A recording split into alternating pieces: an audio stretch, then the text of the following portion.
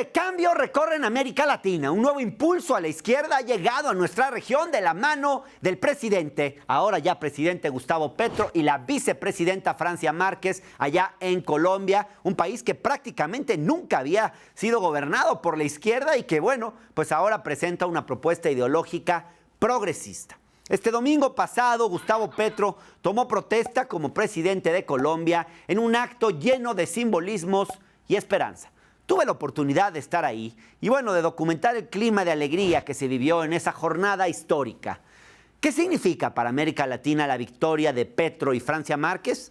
Para empezar, confirma y refuerza la llamada nueva ola progresista, la cual empezó en 2018 con el triunfo de López Obrador en México, siguió con el presidente argentino Alberto Fernández en 2019, con Luis Arce en Bolivia en el 2020, con Pedro Castillo del Perú en 2021, Gabriel Boric en Chile, bueno, y ahora ya este año Gustavo Petro.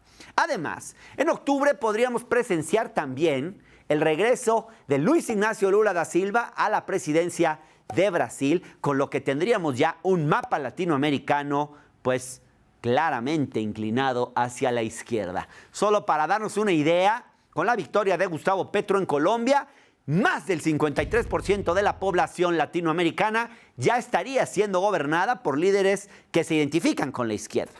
Y bueno, si se confirma la victoria de Lula en Brasil, como les decía, este porcentaje subiría al 85%. Es algo pues inédito en la región.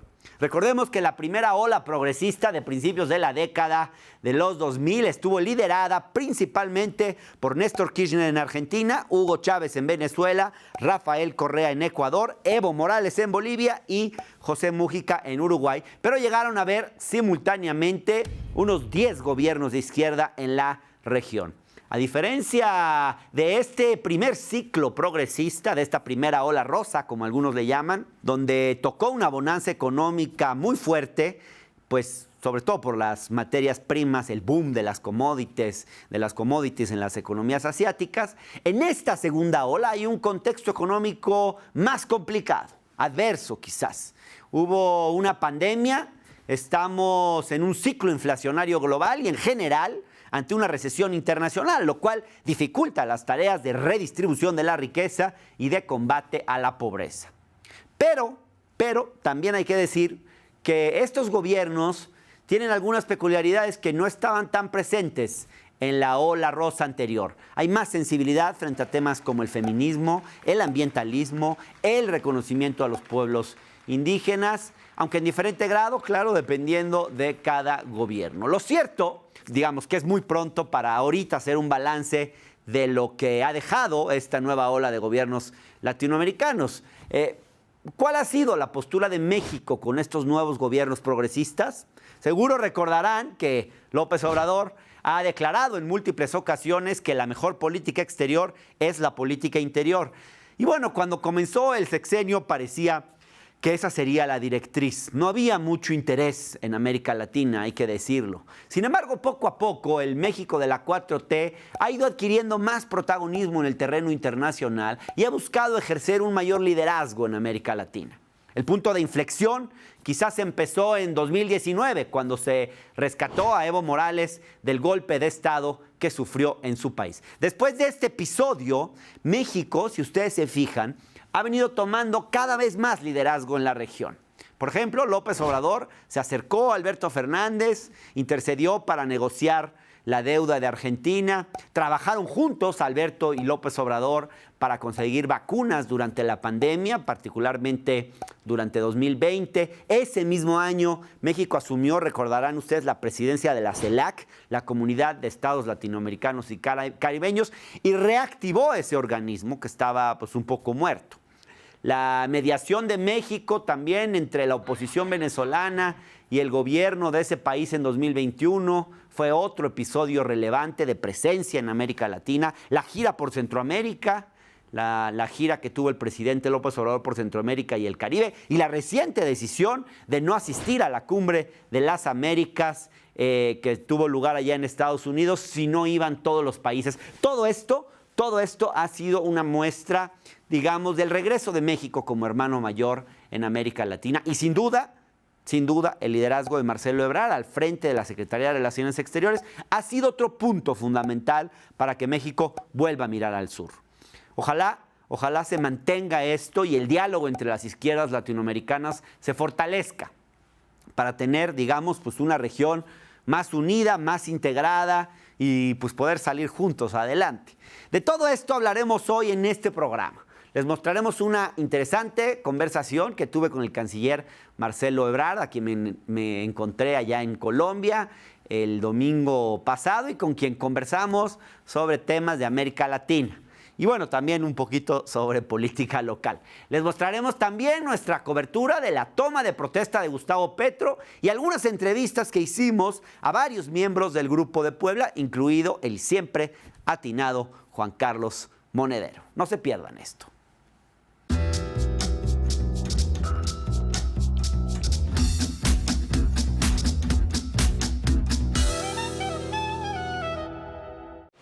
¿Qué tal, canciller? Hola, bienvenido a Bogotá. Gracias, yo llegué hace como una semana. Más bien, yo te doy la bienvenida. Yo vengo de Bolivia. Llegamos ¿qué ayer tal? bien noche. Bueno, Bolivia muy interesante, Sí, muy conmovedor el esfuerzo que están haciendo. Es un país que ha sufrido mucho, pero en resumen te diría que veo muy bien los avances de Lucho. Sí. Bueno, así le decimos Luis. sí, Luis Arce. Estuvo en la residencia mexicana, ¿te acuerdas? Sí, claro. Bueno, entonces traen una inflación de 1.2, están creciendo 5% Sí. consecutivamente. Su plan de litio muy interesante. Ya están procesando. Traemos un tema, ¿no? México y Bolivia con el tema del litio. Porque ¿De son qué se dos trata? empresas estatales, Ajá, a diferencia de Argentina y Chile, que son privadas las empresas, sí, acá son estatales, y la idea es pasar del modelo de extracción, donde nada más vendemos el litio, a procesarlo, sí. a tratar de participar en el procesamiento que te lleva hasta el vehículo eléctrico. Claro. Y de hecho Bolivia desarrollaron un vehículo eléctrico que ya tiene una sociedad con una empresa mexicana. Está muy interesante. Sí, Y también vamos a empezar a participar en lo que tiene que ver con baterías. sí. Ese es el plan. Claro. Te vi con Evo que te regaló un poncho, ¿no? ¿Dónde está el Bueno. poncho? Ahí lo traigo. ¿Sí? Sí, está padrísimo. Bueno, no me cabía, ¿no? Pero me dijo Lucho, no, es que así los hacen. A mí me pasa igual. Yo dije, es que yo soy muy cabezón, ¿no? Sí. Digo, no, Soy chiquito. así son, man. Ah, ok. Oye, pero fíjate que yo no lo había probado y sí te quita el frío, ¿eh? Sí, claro. Es mucho Y hace más- mucho frío en Muchísimo frío. Bueno, depende Y de fui la al zona. salar Ajá. ahí donde está la planta de litio, Impresionante de Uyuni, el salar, ¿no? son 10,000 kilómetros. Man. Es Sí. casi Querétaro, Sí, sí, sí. pura sal. Oye, pero a mí me pareció muy emotivo. Digo, siempre que he visto fotos tuyas con Evo, parece como que hay mucho cariño entre ustedes. Sí, Se siente como que una relación de mucho respeto y mucho cariño, ¿no? sí, nos tenemos mucho cariño. Pues, además, salvarlo de lo que pudo haber sido un desenlace espantoso, con el apoyo del presidente, que mandamos un avión por él. Sí, sí, sí. Pues imagínate, y luego Luis y otros también en la residencia mexicana, entonces somos muy cercanos. Sí, sí. La adversidad te acerca. Claro, claro. Pero para ti, ¿qué representa la figura de Evo Morales? ¿Te parece una figura inspiradora? Me parece algo sumamente importante, porque Bolivia es un país mayoritariamente indígena, Sí, y es el triunfo de un movimiento frente a años de golpes de Estado, represión, bueno, una historia Sí. terrible. sí. Éxito en el movimiento. Y segundo, el país está progresando, está prosperando.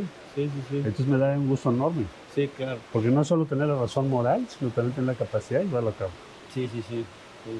Y estuviste en Perú también. Perú, que está pasando por una situación muy complicada, ¿no? Híjole, es una crisis tremenda. ¿Qué De hecho, pasa? el gabinete con el que nos reunimos ese día cambió al día siguiente. Ajá.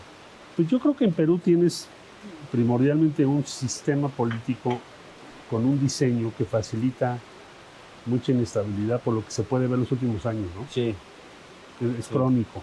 sí. Entonces hay un problema Nunca duran los un presidentes. problema de diseño ahí, ¿no? Sí. Y desde luego no soy quien para decir, oye, que hagan esto o lo otro, pero sí me queda claro que es sistémico el tema. Sí. Y ahora se está agudizando en esta batalla contra Pedro Castillo, que por otro lado representa al mundo andino del Perú, Claro. el mundo indígena, el mundo más rural. Y que tiene mucho rechazo de las élites, ¿no? Hay una cosa como muy parecida a lo que vemos en México con López Obrador, ¿no? Sí. Es un poco ese fenómeno. En Lima yo creo que, bueno, y en Perú, igual que lo tienes en Bolivia, mucho racismo. Sí. Son sociedades muy divididas, Muy. porque no hubo una revolución, ¿no? Sí. México hubo una revolución. Y Claro. aún así tenemos esa Y división. aún así. Pero digamos que yo espero que Pedro Castillo pueda, ojalá, ¿verdad?, estabilizar la situación, pero no le han permitido gobernar. No. Pero por ahí leí. No le dieron permiso a venir, No. imagínate. El Congreso. Sí. Inédito, además, que no le den Hombre, permiso. es una cosa increíble. Pero por ahí leí, salieron trascendidos, pues de que México podría estar considerando darle asilo a Pedro Castillo. Salió una nota allí, pero no me lo ha pedido Pedro ni lo tiene en mente. Él no lo ha pedido. A México no lo ha pedido. Ahora, pero me imagino yo que es complicado porque ayer platicaba, por ejemplo, con una legisladora peruana de izquierda que acompañó a Castillo en su elección y fue aliada de él. Y ella me decía, a ver, sí hay una persecución, o sea, Castillo lo están persiguiendo, le han abierto una cantidad de causas impresionantes, pero también es posible que haya corrupción. Y parece que el tema, digamos, si él fuese destituido, vendría del Poder Judicial. ¿Cómo evaluaría México en una situación así? Porque por un lado sí hay persecución, pero si por otro lado hay materia para perseguirlo por corrupción, ¿se le puede dar asilo igual? Pues habría que ver, ¿no? Porque pues hasta ahorita lo que él señala y es la constante es que hay un objetivo político, que es desgastarlo y deponerlo. Sí. Pues ¿cuál corrupción si lleva meses en el gobierno? ¿Cuántos gabinetes lleva? Sí. O sea, se ve hasta difícil de operar algún proceso de corrupción. No digo que no lo pueda tener, pero en fin, eso le corresponderá probarlo a quienes lo acusan. Sí, pero sí. hoy por hoy no está probado. Pero en el momento en el que la integridad de él corra peligro, México podría, con ese argumento, darle asilo. México siempre ha dado asilo toda su vida, hemos sido muy abiertos, ¿no? Sí. Entonces no creo que hubiese una distancia o una diferencia, pero no lo ha pedido.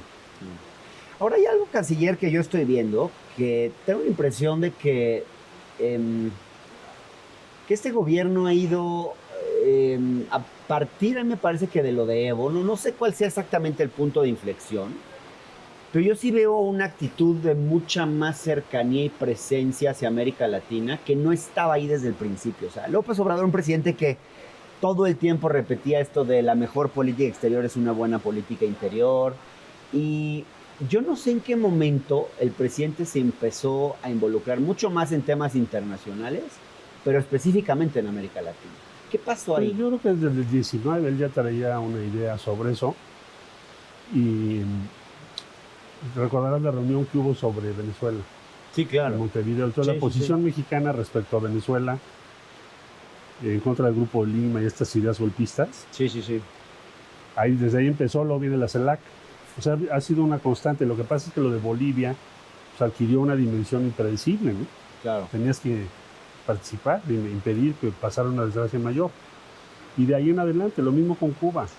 Pero canciller, pero algo pasó que este presidente se convenció más de meterse en temas de política exterior y más en América Latina. Hay algo. Yo me acuerdo que hasta escribió un artículo diciendo hay una especie de desprecio hacia América Latina, la 4T no está volteando a ver al sur, y de repente eso cambió de una forma muy impactante. Yo creo que ha sido una evolución, no creo que haya cambiado de un día a otro, sino ha sido una evolución también por los acontecimientos que ha habido, porque tienes que comprometerte, cada acontecimiento te compromete. Entonces, no solo lo de Bolivia, es Venezuela, Bolivia, luego viene el tema de Cuba. Entonces, en todos ha sido la misma actitud y te vas comprometiendo más y más y más y más. No puedes jugar una posición en favor de América Latina sin que te vayas comprometiendo. Entonces, yo veo que el presidente ha tomado esas decisiones en una misma línea y probablemente eso hace que sea más intenso. Está, por ejemplo, lo de la CELAC, la cumbre, ¿te acuerdas? Sí. Que también él les planteó, oigan, ¿por qué no hacemos un acuerdo con Estados Unidos diferente? A ver si Biden lo acepta. Sí. Bueno, y ahora está el tema de Petro, que además me acuerdo que el presidente desde la campaña salió a decir, le están haciendo una guerra sucia. Sí. Digo, son cosas que a mí me pareció muy interesante. Rompen el modelo. Sí. ¿Qué representa Petro? Pues el triunfo de un movimiento de izquierda muy genuino, que se las vio muy difíciles, larguísima trayectoria, que viene desde la lucha armada y que ahora tiene una posición democrática electoral, etcétera, y va a ser muy interesante lo que va a plantear. Pensamos que va a tener muchas implicaciones para América Latina en tratándose de Colombia, porque Colombia había tenido regímenes más bien conservadores, muy conservadores, muy alineados a Estados Unidos. Bueno, en 70 años no había habido un gobierno de izquierda No, aquí. para nada, estamos... Quizás un poquito el de Samper y ya. Exactamente. Entonces, va a ser muy interesante y significa entonces una nueva bocanada de aire fresco, ¿no? Sí, sí, claro. Y para la relación con México, porque, digamos, ya se empieza a generar una especie de constelación que no había habido, de una gran cantidad de gobiernos de izquierda. Cuando nosotros entramos, todo estaba a la derecha. Sí. Éramos así como, híjole, ¿y esta fiesta de quién es, no? Sí, sí, sí. Y ahora se ha ido moviéndose a la izquierda el conjunto de América Latina. Entonces, esto pues nos alienta, claro, nos entusiasma. Hay tesis del presidente Petro muy relevantes, una de ellas, poner en tela de juicio la guerra contra las drogas. Eso es increíble. Vamos a ver hoy qué dice en su discurso. Sí, sí, sí. Pero eso es muy importante. ¿Qué cosas te impactan más de la propuesta del discurso de Petro? A mí, por ejemplo, el tema fiscal. O sea, que él diga, hay que hacer reforma fiscal desde el primer año. Yo sí creo que quizás faltó. Digo, se hicieron cosas en el ámbito fiscal en México. Se amplió la base, digamos, sobre todo se cobró impuestos a los que no pagaban, ¿no? O sea, pero erradicar el privilegio, ¿no? Sí, exacto, que fue importante. Pero a mí me parece que, digamos, esto que está haciendo Petro de querer reforma agraria, reforma fiscal, es bastante interesante, ¿no? Pues es un modelo de prosperidad distinto, porque dice la Colombia, ¿por qué elige a Petro? Porque se agota el modelo que traían. Como pasó en México. Era la misma respuesta de siempre, ¿no? De un corte muy neoliberal, consenso de Washington, años 90. Esto es el inicio de la etapa post-neoliberal en Colombia. Es muy interesante. Vamos a ver las medidas que van a tomar. Lo fiscal, pues muy importante. Su plan de hacer un estado de bienestar sobre otra base, pues también es muy importante. Porque si tiene éxito, va a tener una implicación muy grande para toda América Latina y esperamos que lo va a tener. ¿Y te estás imaginando una integración de América Latina reforzada por el elemento ideológico o esa integración va independientemente de si son de derecha o de izquierda? No, se va a acelerar. La derecha siempre ve eso con profunda desconfianza, ¿no? No son latinoamericanistas. Ahora, el grupo, la Alianza del Pacífico no fue concebida desde la izquierda y va a haber una reunión en noviembre en México. Esa fue una creación pues, más desde una visión... Libre comercio. Sí. Pues hay que darle otros contenidos, ¿no? Lo que ya se tiene avanzado, que bueno, pero hay que hacer otras cosas. Por ejemplo, va a ser muy interesante cómo los países que tenemos una orientación de izquierda podemos negociar con Corea. Ajá. ¿No? Se va a iniciar la negociación con Corea. Sería la primera negociación que haríamos sobre la base de un modelo distinto. Sí. Que vamos a ver ahora. Sí. Y va a ser muy interesante. Pero la Alianza del Pacífico, bueno, con esta elección en Colombia, pues imagínate, cambió Chile, cambió Colombia, Perú tiene esta inestabilidad. Sí. El otro actor es México. Claro. Entonces sí es muy interesante. Sí. Y el tema, yo te diría el tema de las drogas, yo creo que va a ser un tema central, ¿eh? ¿Tú estás a favor de la que Colombia ponga ante yo creo que la guerra, dice el presidente Petro en uno de sus discursos, la guerra contra las drogas es un gran fracaso. Sí. Tiene razón, absolutamente. Y en México ha producido mucha violencia. Entonces vamos a ver qué tiene en mente. Yo solo recordaría que México hasta 1940, con el general Cárdenas, imagínate hace cuánto, tenía una aproximación similar de salud pública. Estados Unidos fue el que presionó a México para cambiar eso. Claro. Entonces que venga el presidente de Colombia a plantear ese tema, bueno, con la experiencia de Colombia. Impresionante, ¿no? Ahorita. Claro, eso va a provocar un debate que no estaba en la mesa. Oye, canciller, yo te quiero preguntar algo.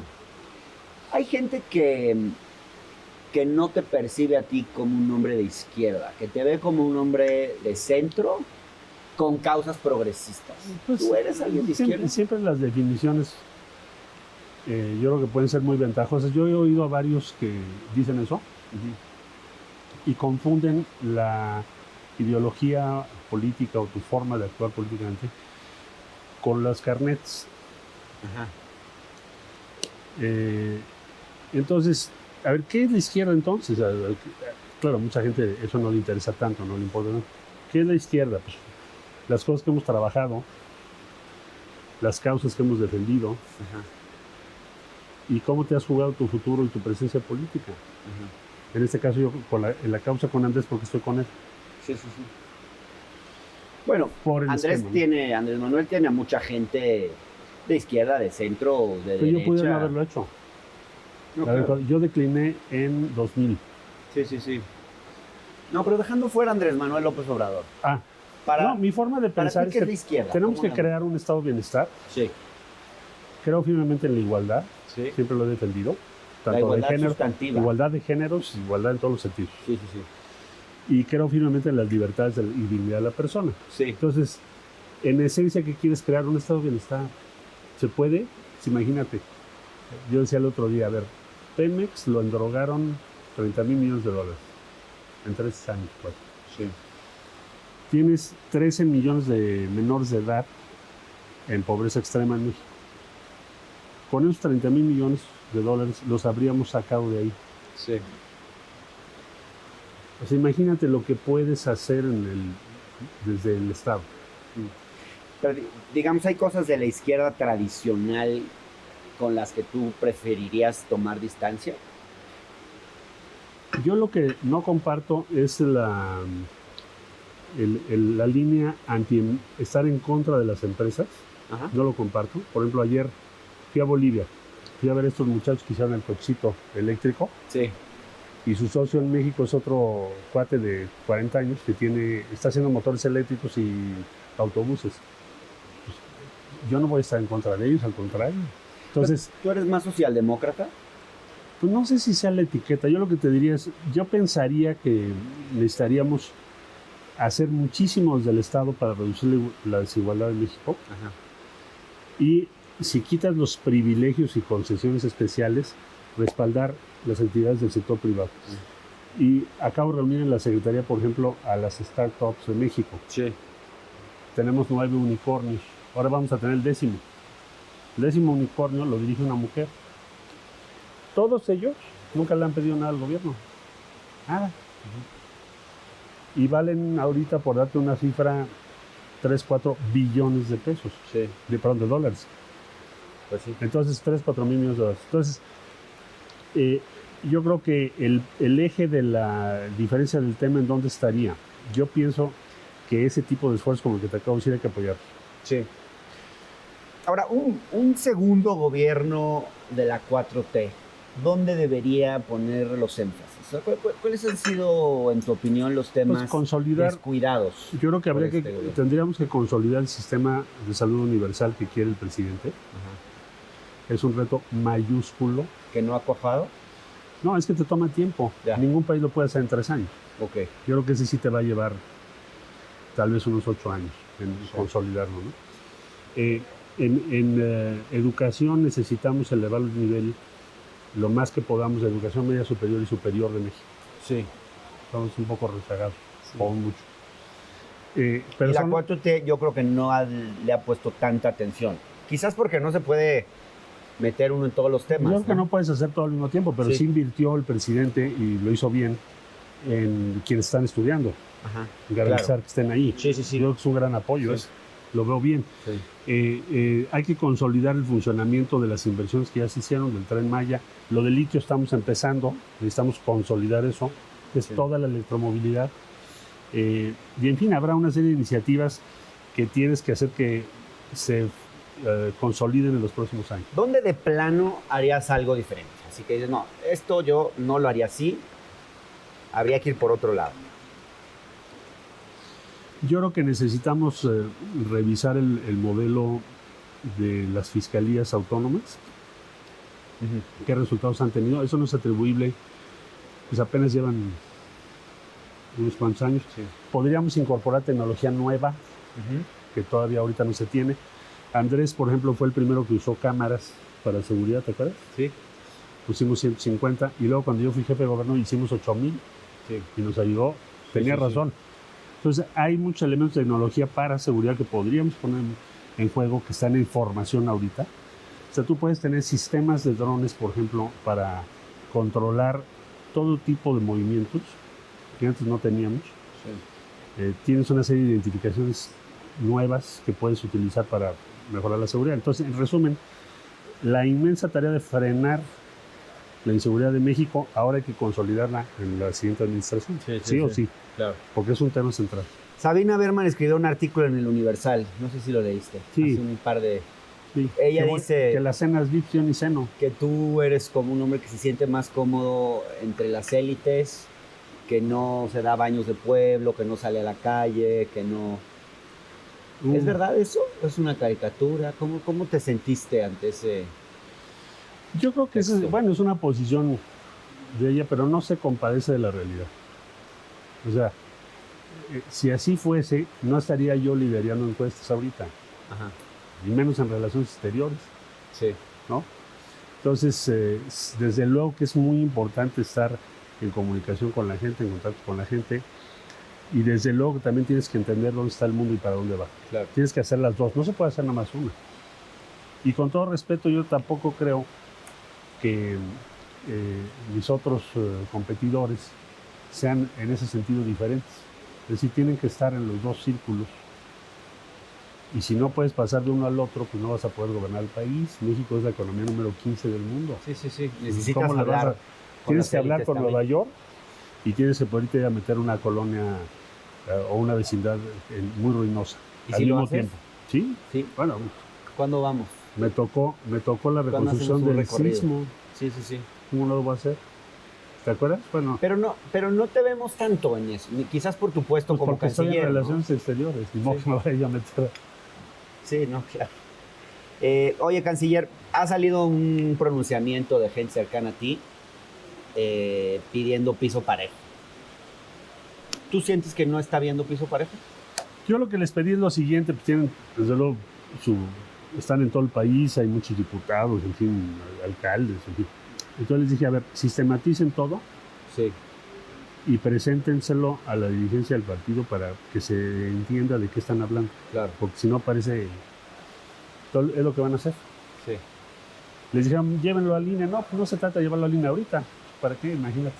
Sería absurdo, ¿no? Pero se trata de procurar o garantizar que ese proceso sea realmente creíble para todos los que participamos. Claro. Ahora, el reclamo, digamos, de que se haga una encuesta similar a la de 2012. ¿A la de 11? A la de 2011, perdón. Sí, que sea verificable, que todo el mundo la conozca. Porque en ese entonces se pusieron de acuerdo ustedes dos en las preguntas, en la metodología. Esa es un poco la idea. Sí. O sea, que no se les diga, esta va a ser la encuesta, sino que se reúna todos y entre todos se discuta, se proponga y se consense. Yo pienso que sería el mejor camino como lo fue en el 2011. Nos pusimos de acuerdo las preguntas, cada quien propuso una empresa, se contrató una empresa supervisora y al final del día, como sucedió, la diferencia fue de apenas 1.8, algo así. Entonces había quien decía, yo me acuerdo, de 5 preguntas yo gané 2, él ganó 2 y la quinta una diferencia menor a 2. Entonces, ¿qué podríamos decir? Margen de error. Yo les dije, bueno, si hacemos eso, primero, ¿cómo vamos a sustentar eso si nosotros avalamos el método? Sí. Entonces, ni modo, 1.8 él ganó. Entonces, yo pienso que debería hacerse lo mismo. Si no hubiera piso parejo, si los dados estuvieran cargados... Lo vamos a acreditar y vamos a... Yo estoy convencido que el presidente no está en ese juego. No. Porque si él estuviera en ese juego, pues ya es otra cosa, ¿no? Si fuera un proceso amañado eventualmente actuar a y tiempo quedaras fuera, ¿irías por otro partido? No, hay que interrumpirlo. O sea, para mí la lógica estratégica es el movimiento al que pertenecemos tiene una oportunidad histórica de consolidarse y seguir adelante. Si se comete un error y no hay condiciones transparentes, lo que van a hacer es lastimar la autoridad política del movimiento. ¿Por qué habríamos de permitir eso? Ya olvídate de mi situación personal. ¿Irías por un partido que no fuera Morena? No, Nunca, jamás.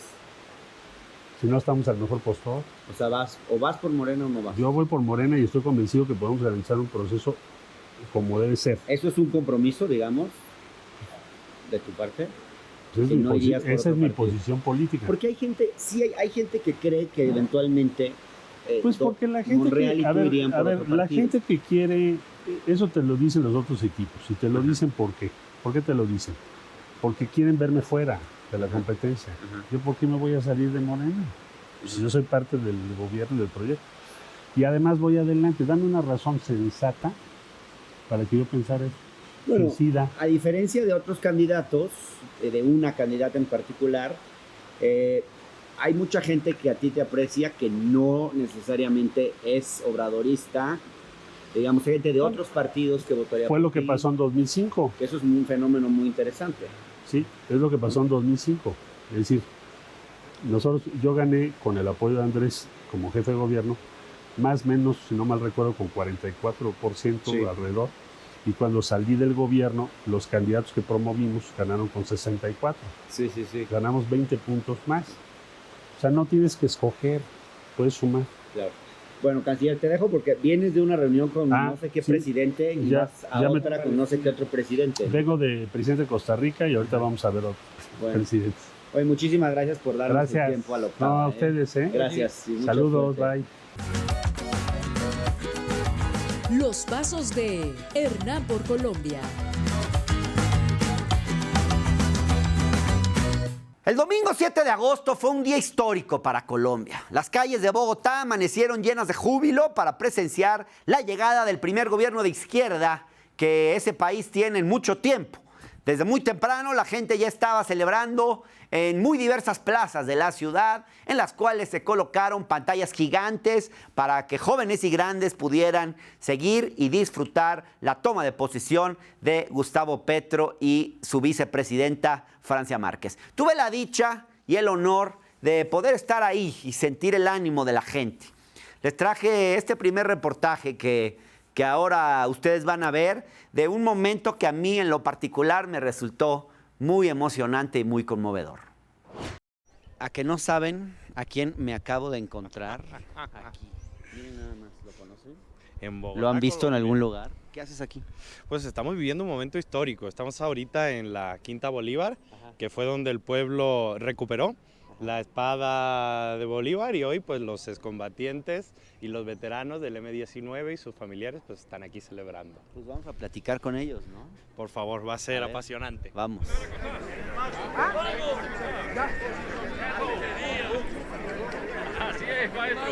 Hola, ¿qué tal? ¿Cómo le va?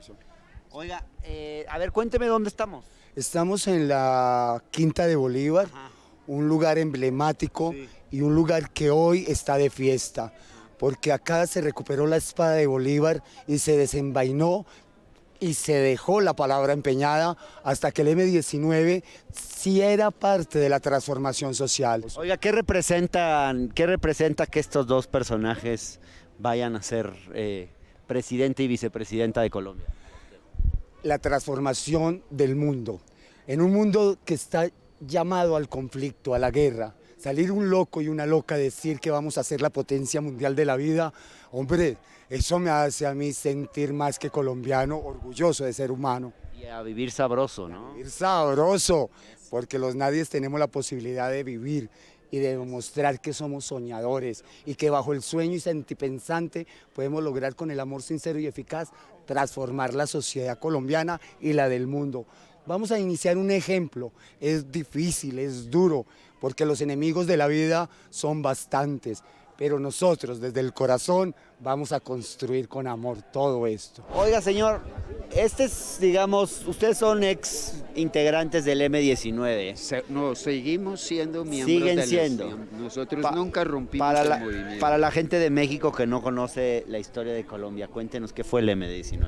El M-19 surge cuando se le roban las elecciones al general Rojas Pinilla en 1970. Así es. Entonces nosotros, en vez de tomarnos un pueblo, asaltar una brigada para inaugurar el movimiento, lo lo que hicimos fue tomarnos la espada de Bolívar aquí en la quinta de Bolívar, sí, como un símbolo de libertad latinoamericana y también nacional, puesto que aquí se fundó la Gran Colombia. Y este fue el movimiento en el que participó Petro también. Pues Petro claro, fue parte Petro del fue M19. parte del M19. Fue compañero de lucha, digamos. Compañero de lucha, compañero de armas, pero ante todo Petro tuvo una particularidad. Él desde niño fue un hombre que fundó un barrio en Zipaquirá, un pequeño poblado cerca de aquí. Sí. A los 20 años ya era concejal y siempre estuvo metido en la legalidad y con grandes masas a su favor, ¿sí? Como líder social de Zipaquirá. O sea, digamos, él no empuñó las armas, pues. Pues sí, las empuñó, pero no fue directamente un hombre de la fuerza militar que nosotros me llamábamos, ¿no? Los hombres que eran, yo por ejemplo hice prensa toda la vida, ¿no? Yo estudié periodismo y pues... ¿Y ustedes se imaginaban que un día iba a llegar uno de ustedes a ser presidente? Pues esa era la propuesta. Desde el principio. Sí, desde 1973 que sea, se fundó el movimiento, nosotros pretendíamos llegar al poder, y no tanto llegar al poder, ¿no? Restablecer los derechos humanos y los derechos fundamentales de que habla la Carta, la Declaración Universal de los Derechos del Hombre y el Ciudadano, que era nuestra base política, porque nosotros no éramos comunistas, no éramos socialistas, éramos unos nacionalistas que nos consideraban incluso de derecha, porque el general Rojas Pinilla fue un hombre de derecha, pero fue un hombre que cuando estuvo en el poder hizo lo que no hizo ningún liberal, ni lo que hicieron los que se llamaban los grandes adalides de la libertad dentro de todos estos 200 años de masacres que nosotros llevamos. Oiga, ¿cómo se llama usted? Alejandro Muñoz, yo soy el presidente interino de Colombia, que me nombré hace 3 años cuando estaba aquí Juan Guaidó, Mike Pompeo y los 7 del Grupo de Lima. Yo me puse una bandita presidencial, me autoproclamé presidente interino y de paso los eché del país, ¿sí? Y que se vayan para la chingada, como dicen ustedes, con sus 7 bases militares que nos tienen aquí, con sus cuerpos de paramilitares y con todo eso que pretendemos desmontar hoy. Muchas gracias, ¿eh? No, gracias a ustedes. Gracias. ¿Qué día tan importante para ustedes, no? Bueno, para toda América Latina, yo creo. Medio siglo, mi querido amigo. Medio siglo de lucha. Camarada, hermano. Hace 48 años de aquí salió la espada del Libertador, que es la que hoy nos tiene enredados y al borde de ser gobierno. Sí.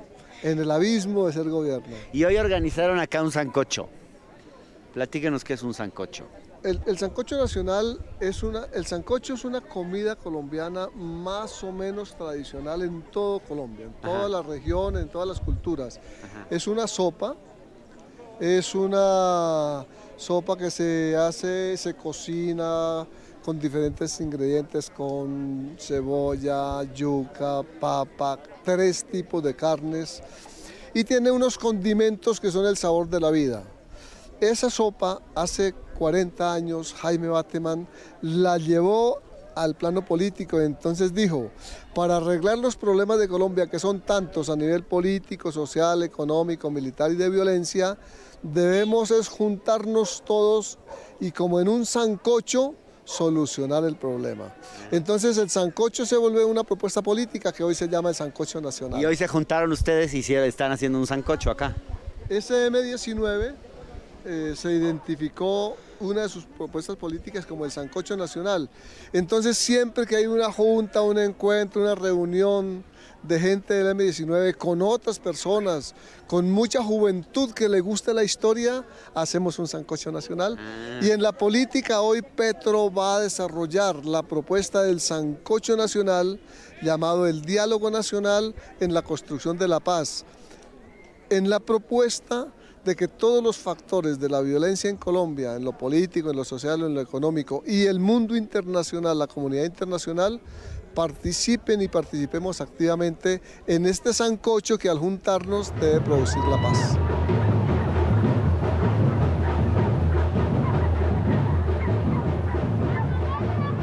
La realidad es acá, en este momento, viendo cómo el cambio es cambio. Hace 4 años llovió, hubo de todo, y hoy en día hay pueblo, hay comunidad, estamos todos y todas, nadie, los nadies y los nadies.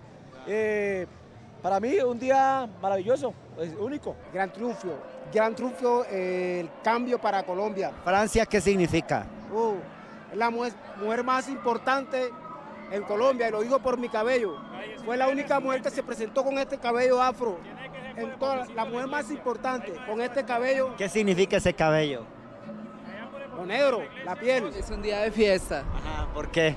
Porque por primera vez en la historia de Colombia tenemos a un presidente que de verdad le preocupa la realidad de las personas, de los colombianos, de los más vulnerados, de las personas en los territorios, de las disidencias sexuales, de las mujeres, de las etnias, del medio ambiente. Entonces es un día para Colombia para celebrar. Este día pues es histórico porque esperamos que sea el cambio. Esperamos que sea el cambio para todos. ¡Juventud! ¡Comunista! ¡Combatiendo por Colombia socialista! ¡Y aquí estamos! ¡Optimistas! ¡Defendiendo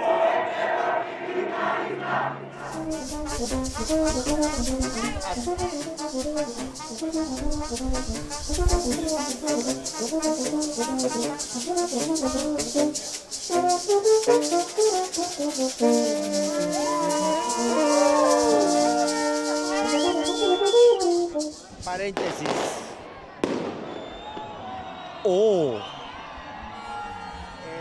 Estamos en un receso y al parecer está por venir la espada de Bolívar. Y él nos va a dar el contexto, Abraham Mendieta, nos va a dar el contexto de la espada de Bolívar. ¿Qué pasa con la espada de Bolívar? Bueno, como ustedes saben, el presidente electo, a partir de hoy, el presidente de Colombia, Gustavo Petro, perteneció al M-19, que se hizo internacionalmente famoso por el robo, ellos le llaman la recuperación de la famosa espada de Bolívar. Esa espada, pues bueno, fue lo que hizo internacionalmente conocido al M-19 y ahorita anunciaron en plena toma de protesta presidencial que viene para acá la espada en pleno evento. O sea que allá con Petro estará la espada que Duque no permitió que estuviera anteriormente. Y cuando cantan la espada de Bolívar por América Latina, ¿es por eso? Es una referencia directa al robo de la espada de Bolívar, que viene ahorita para Plaza. Va a estar muy divertido. ¡Sí se pudo! ¡Sí se pudo! ¡Sí se pudo! ¡Sí se pudo! Estamos en un complicado momento, tratando de sortear, perdóneme usted, estamos tratando de caminar entre las multitudes, pero no está fácil. Hay mucha gente, miles de personas en esta toma de posesión de Petro, y eso que estamos a varias cuadras de la Plaza Bolívar, que es donde está tomando posesión Petro. Este es el momento histórico en el que llega la espada de Bolívar, una reivindicación histórica.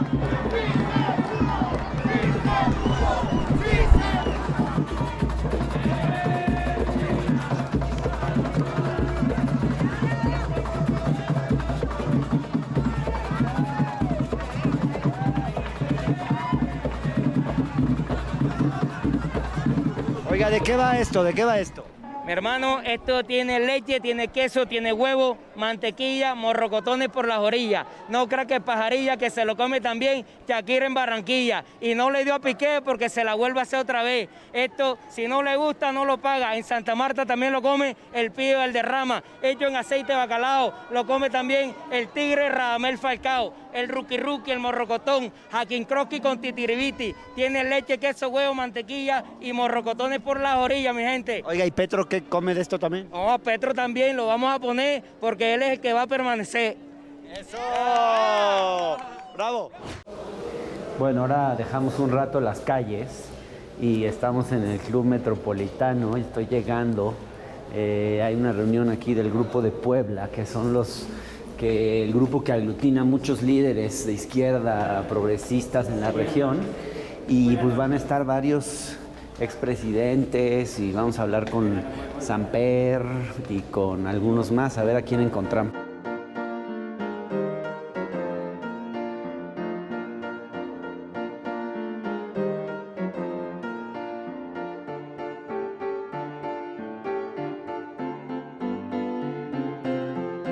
Estoy acá con el presidente Samper Le agradezco que me dé un ratito para platicar. ¿Qué representa este momento de cambio para Colombia?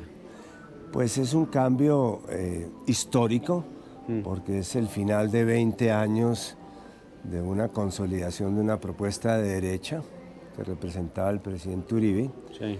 Y es el reaparición de la paz como el eje articulador de la política en Colombia. Claro. Esa paz que demoramos durante los últimos 4 años, que la pusimos en modo avión, con el presidente Petro ha vuelto a respirar. Entonces es la posibilidad de que el país consolide un espacio de paz, que es un espacio de reconciliación. Hay una parte de las élites colombianas preocupadas con Petro. ¿Es legítima la preocupación que tienen hacia él? Pues la misma preocupación que podría tener él como alternativa cuando ganaron los gobiernos de derecha, que es la preocupación que da el que puede haber un cambio que no esté totalmente identificado con lo que uno piensa, pero se está jugando en el mismo escenario y Petro está jugando entre el escenario constitucional. No olvidemos que Petro, después de haber estado en la guerrilla, se sometió a las reglas de juego de la democracia. Claro. Y ganó, y este país tiene derecho a experimentar un gobierno alternativo. Ahora hay gente que cree, yo lo vi con gente que entrevisté, sobre todo de sectores económicos más acomodados, que creen que esto se puede convertir en una segunda Venezuela, lo dicen. Y todavía este discurso del castrochavismo, y parece ser que está fuerte entre algunos. ¿Hay riesgos de que esto se pueda parecer a Venezuela? Pues ¿con Petro en el gobierno? Mire, yo creo que lo que tenemos no es muy distinto de lo que podrían criticarle a Venezuela, pero lo que sí tengo claro es que el primer acto internacional de gobierno del presidente Petro fue anunciar y hacer efectivo el restablecimiento de relaciones con Venezuela. Sí. Para nosotros, para los colombianos, Venezuela no es un enemigo. Venezuela es un hermano históricamente.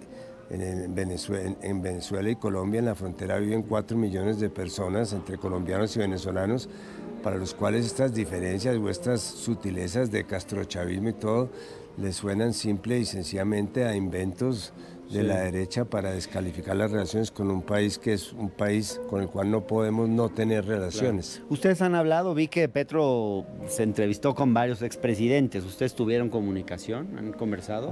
Bueno, yo tuve comunicación permanente con el presidente durante la campaña y lo estoy apoyando con convicción. Sí. Con convicción hubo otros expresidentes que tomaron una posición distinta que es igualmente legítima. Para el Grupo de Puebla, ¿cómo ve el Grupo de Puebla este momento y cómo ve a Petro en particular? Con mucha simpatía, porque hay una ola progresista en la región que está en México, que está en Panamá, que está en Brasil, que está en Argentina, que llegó a Chile, que llegó a Perú y ahora llegó a Colombia. Petro de alguna manera ha formado parte del Grupo de Puebla y lo registramos con mucha complacencia, no porque seamos un grupo de presión ni somos una reunión de partidos, somos un grupo de personas que creemos en unas ideas básicas que son las que está planteando Petro para Colombia. Bueno, y por último, ¿en qué será distinta esta nueva ola rosa, esta nueva ola progresista de América Latina de la que hubo, digamos, en la primera década de 2000? Primero, tenemos que estructurar un modelo pospandemia, que no puede ser el modelo neoliberal. Claro. Segundo, tenemos que fortalecer la integración, pero no la integración a partir de tratados de libre comercio, sino a partir de la construcción de región. Y tercero, tenemos que entender que los reclamos que está haciendo la gente joven en la región tienen una razón de ser. Temas como el del cambio climático, la soberanía alimentaria, la aplicación de la inteligencia artificial, son unos desafíos que nos comprometen a nosotros en un proyecto progresista. Claro, bueno, muchas gracias. Con mucho gusto. ¿Qué representa este momento de cambio de gobierno para Colombia y para América Latina? Bueno, para Colombia y América Latina es el inicio de una nueva etapa.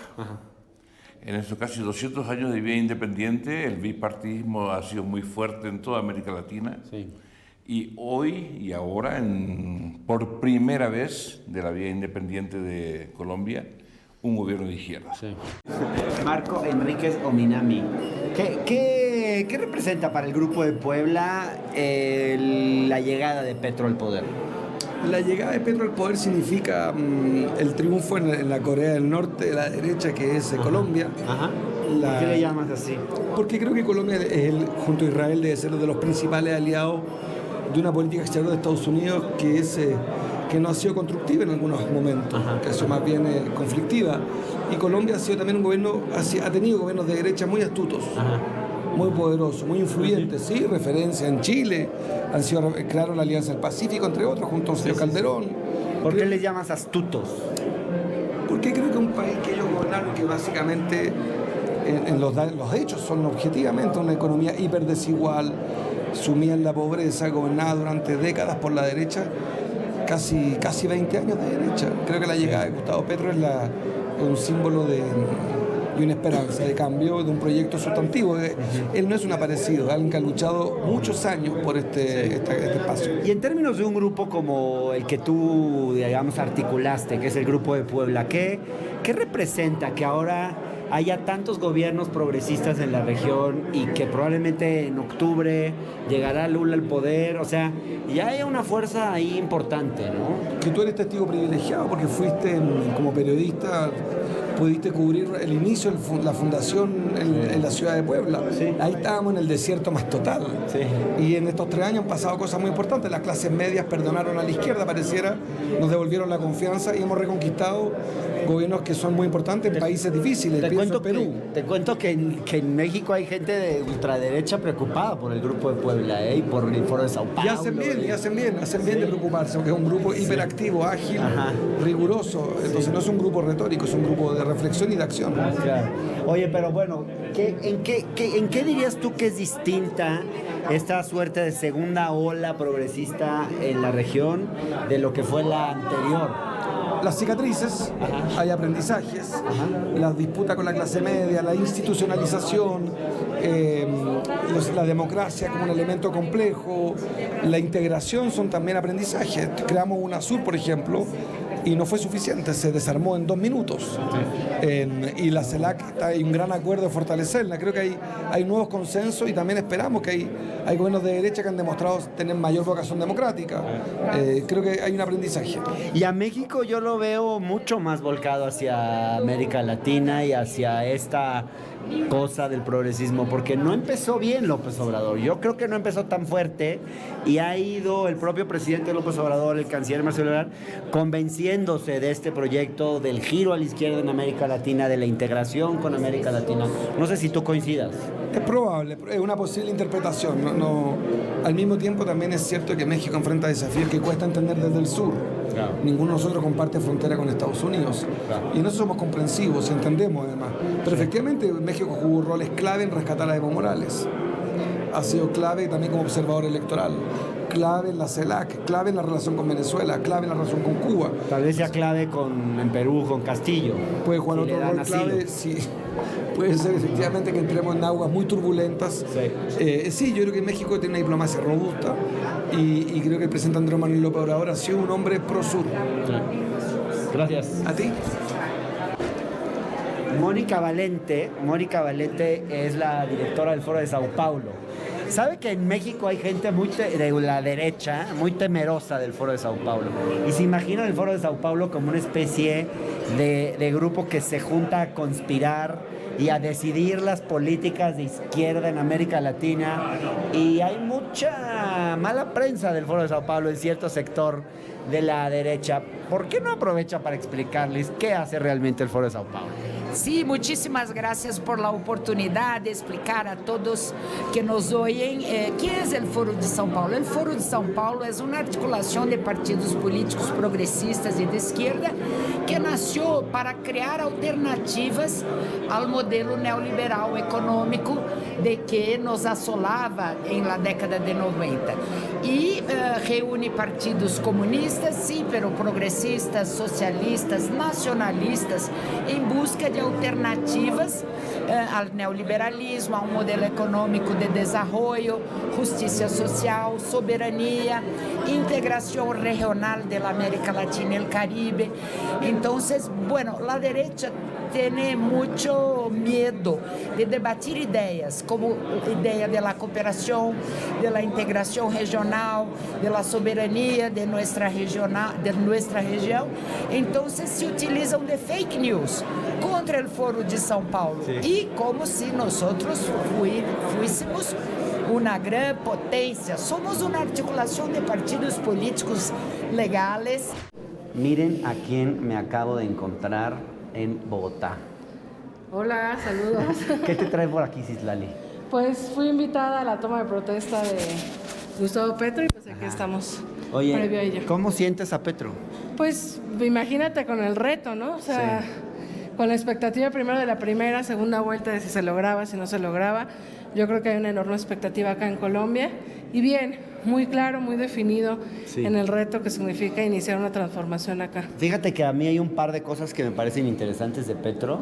Se está planteando una reforma fiscal desde el primer año. Trae el tema ambiental muy fuerte. Y luego también me parece que es interesante cómo ha decidido ponerle un coto al poder de los militares. Hay cosas de Petro que siento yo que son más a la izquierda que la 4T.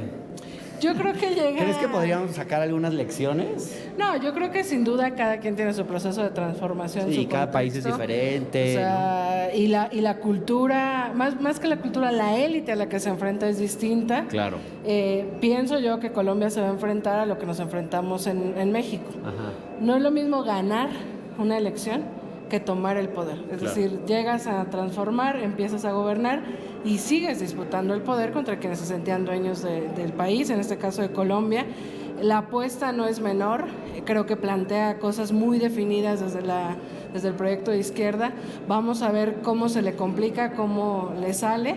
Y bueno, nosotros teníamos una derecha enquistada de 90 años, por supuesto acá también es una derecha compleja, pero bueno, ya estamos por concluir el sexenio de Andrés y seguramente vendrá un proyecto todavía con muchas más posibilidades de tener otras cosas que no se logró en este primer. ¿Y cómo sientes a Francia Márquez? Pues imagínate. Fan de Francia Márquez. Sí, ¿no? obvio.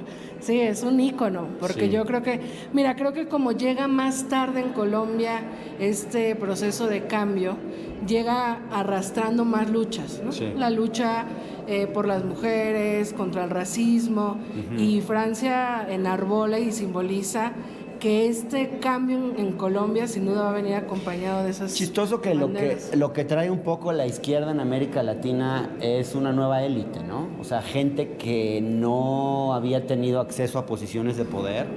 Digamos, una mujer negra en América Latina no está tan fácil que llegue a la vicepresidencia de un país, ¿no? Y así tienes a un Lula que fue obrero, y así tienes a un Evo, y así tienes... Y quizás ese es uno de los rasgos más interesantes de que ha traído la izquierda en general en la región, ¿no? Pero yo creo que ahí es el reto, Una que renovación. no construyamos una élite de la izquierda o una élite de minorías, es decir, Bueno, sí. llega el una pueblo... clase política. No Que sé, viene, a mí una no clase me política que viene, digamos, que se parece más al pueblo. Mira, te al va pueblo a sonar llano. muy chairo, pero yo creo que es el pueblo tomando el poder. Y entonces hoy ves indígenas, hoy ves personas afrodescendientes, hoy ves obreros, Eso. hoy ves a un tabasqueño gobernando un Sí, país sí. como el nuestro, que incluso además es chilangocentrista. Yo Claro. creo que es eso, el pueblo está tomando el poder y el reto es que el pueblo no, o que estas expresiones del pueblo no construyan una nueva élite que abuse del poder desde el privilegio, con corrupción, etcétera, ¿no? Claro. Y pues, es el reto de la izquierda ahora. Gracias, ¿eh? Gracias. Bueno, estoy aquí con el próximo ministro de Hacienda de Colombia, José Antonio Campo. Le agradezco mucho esta conversación. ¿Por qué cree usted que el presidente Petro se inclinó por un cepalino para ser ministro de Hacienda? ¿O no tuvo que ver el haber sido secretario ejecutivo de la CEPAL? No, yo creo que obviamente esa relación, más que secretario ejecutivo como tal, es con el pensamiento de la CEPAL, que creo yo que en muchos aspectos corresponde a la visión del presidente Petro. sería, ¿cómo es la política económica del presidente Petro? ¿Qué clase de política económica quiere dejar atrás el modelo neoliberal? ¿Cómo la define usted esa política económica? Tenemos, en realidad tenemos varios elementos, pero digamos, le diría lo siguiente, es mucho, en el caso colombiano, es reemplazar nuestra dependencia del petróleo, como un sector, sobre todo exportador, pero también productivo. En segundo lugar, lo que hemos venido a llamar economía popular, o sea, cómo promovemos la pequeña y mediana empresa, además para generación de empleo, pero también para el beneficio, digamos, incluso distributivo, porque digamos, está muy claro que cuando las pequeñas empresas sobresalen, como tienen el empleo, digamos, de más bajos ingresos, eso también ayuda a materia distributiva. Y la reforma tributaria, que es para conseguir un sistema tributario más progresivo, que además financie un aumento del gasto social. Duque intentó hacer una reforma tributaria y incendió el país prácticamente. Esta reforma tributaria que se plantean ustedes no tiene nada que ver con esa, recupera algunos elementos. ¿En qué es diferente?